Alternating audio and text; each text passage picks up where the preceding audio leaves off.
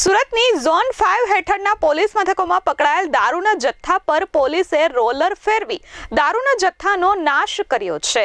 વર્ષ 2025 દરમિયાન સુરત પોલીસે ઝડપેલ વિદેશી દારૂના જથ્થાનો નાશ કરવામાં આવ્યો છે। ઝોન 5 હેઠળ આવતા અમરોલી, ઉત્તરાણ, અડાજણ, જહાંગીરપુરા પોલીસ મથકોમાંથી લાખોનો દારૂનો નાશ કરાયો છે। પોલીસે 24,000 થી વધુ દારૂની બોટલોનો નાશ કરી આજે કડક કાર્યવાહી કરી છે। સુરત ઝોન 5 ડીસીપી દ્વારા આ કાર્યવાહી કરાઈ છે।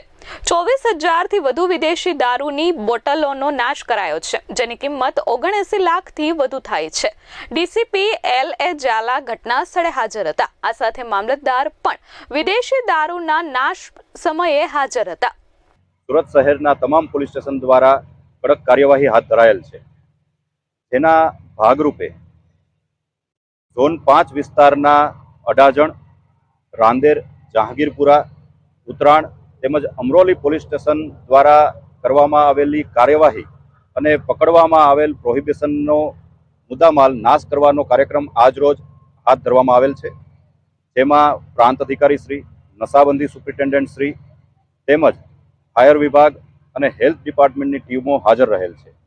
આજરોજ કુલ 79 લાખ રૂપિયાની કિંમતના દારૂની મુદ્દામાલનો નાશ કરવામાં આવેલ છે। Bureau report S24 news Surat.